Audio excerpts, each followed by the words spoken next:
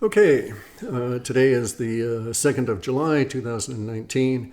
As the title down there suggests, I'm basically bitching and moaning about ECETI banning me. The situation was that I had an opportunity to attend, which was this is a very rare, very difficult thing for me because of the health concerns of my wife. And I was going to have a very brief, one potential day opportunity, actually maybe a day, 2 days and a single night, to go on over to ECETI. And I haven't had a vacation since 1994. And so that'll tell you something. And I was going to do it. I wanted to take my night vision goggles and go and see the full ECETI experience and see the UFOs and the Space Brothers. Was not so much interested in seeing Corey Goode or Jordan Sather or the Edge of Wonder guys or James Gillian. Okay, in my opinion of these individuals is low, but I was not going to allow their presence to affect my ability to interact with space aliens, presuming that is, or interdimensional beings or whatever the fuck they are, presuming that that's what's actually going on at ECETI. Wanted to determine for myself. I've got night vision goggles. I've got a shitload of various different kinds of electronic field recording equipment. I was going to truck on over and start recording and seeing what's going on. I've got my own lasers and laser vibration analysis devices. So it was like I wanted to see what was going on. Anyway, so long story is that I contacted ECETI to see what the accommodations were because my entree was as a gift from someone, and I didn't know about the public posting of what the conditions and terms were, so I wanted to find out, and they responded by saying I couldn't come. And they responded by saying I couldn't come due to my belief system, due to my low opinion of James Gillian and Corey Goode and Jordan Sather and Edge of Wonder, as well as perhaps the other people. I just don't know them and stuff, right? Also, another reason I was going to attend was that there are people in attendance that I wanted to connect with, that I've had contact with and have a relationship with, and it's like I wanted to say hi, that sort of a deal, right? So I was okay, so I under my circumstances, I had to see what were the constraints. And so I sent them an email, and they responded and said, bugger off, you're not allowed to show up. And they said you're not allowed to show up because because of your belief about these individuals, and because we're trying to protect and preserve the mental, or not mental, but the vibrational state of their little conference thing. And so I took from that that this was a religious or a belief system discrimination, and that's illegal in our state. Okay, these guys are offering a public venue and taking money from the public, and they're reporting to a Washington State tax authority, all based on people attending this thing. So they have to operate like any other kind of a conference, any other kind of a concert, any other kind of a public meeting, publicly advertised, taking money publicly, and reporting that to the tax authorities of the state.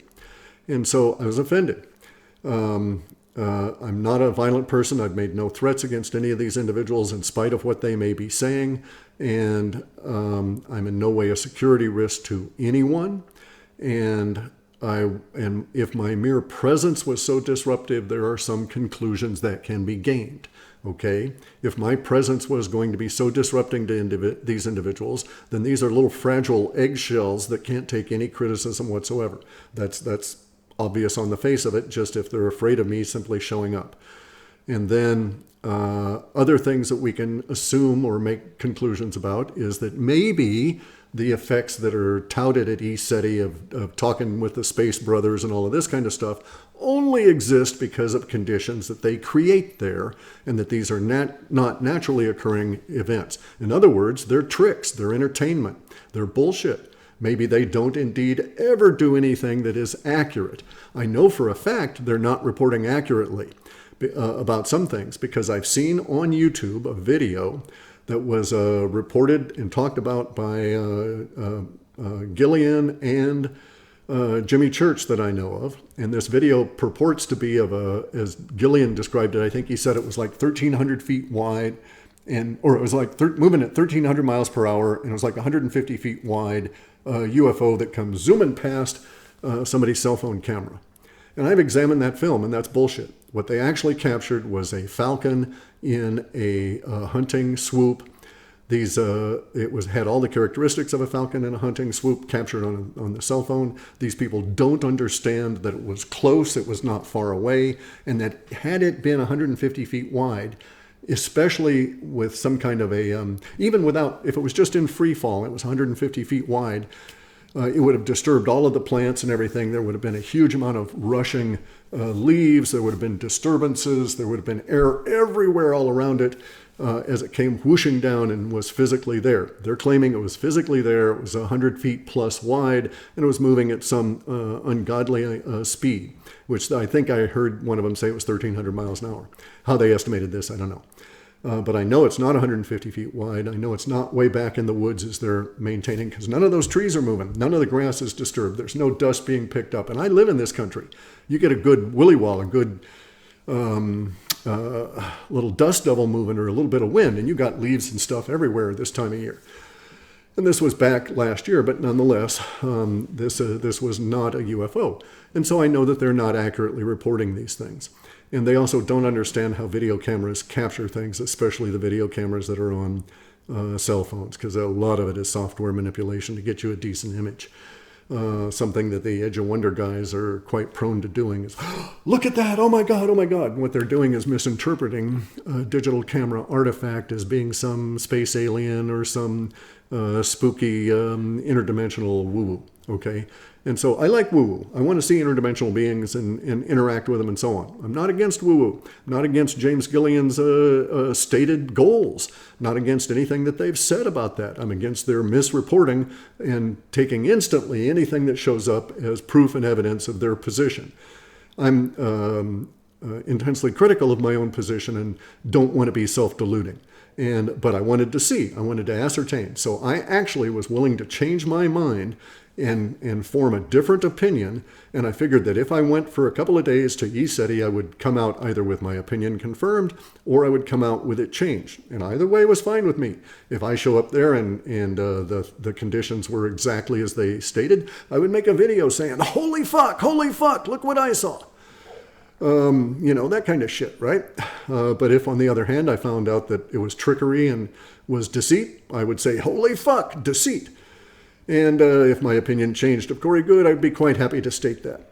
I don't give a shit. I'm just reporting on reality. I'm not trying to make reality conform to my wild-ass opinions or stances. In any event, so here's the upshot of it all.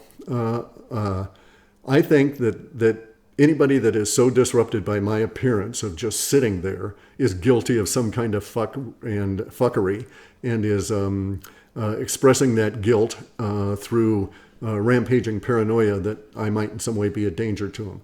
I threaten no one physically ever. I threaten ideas all the time. I threaten ideas. And if your ideas are so fragile that they can't handle being threatened, then they're not worth bringing into the public. Ideas have to be tested.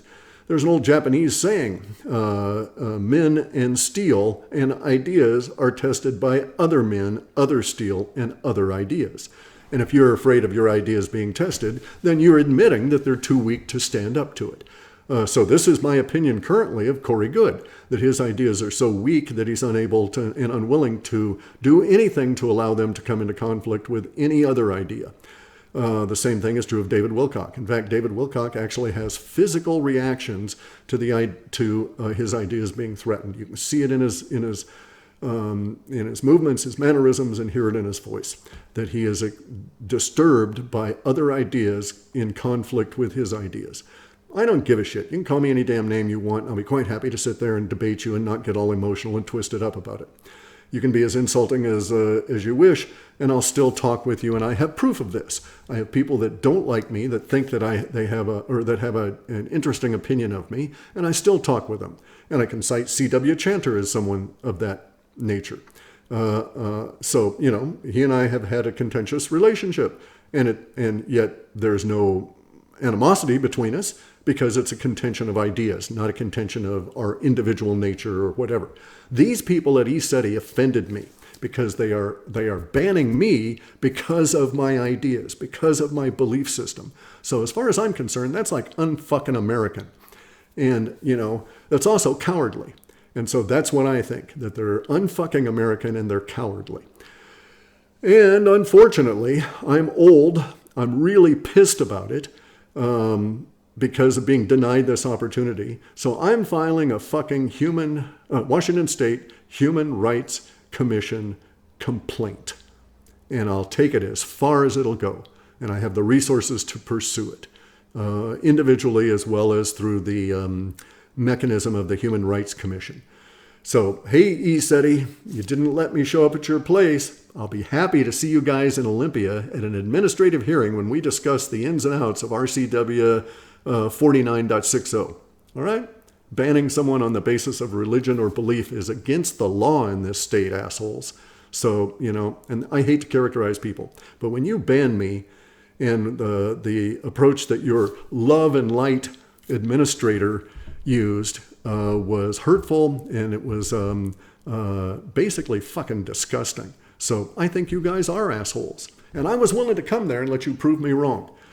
Instead, you proved me correct in my opinion that you're small, petty-minded, and unable to deal with any outside interference with your narrow little bubble of understanding and all of your confirmation biases. And no, we can't get outside of our confirmation biases. We can't have any disturbing thoughts because we're so fragile. And that's how it feels, dudes. So we'll see you in the Human Rights Commission hearings. I'm filing my complaint against you today. It's an egregious little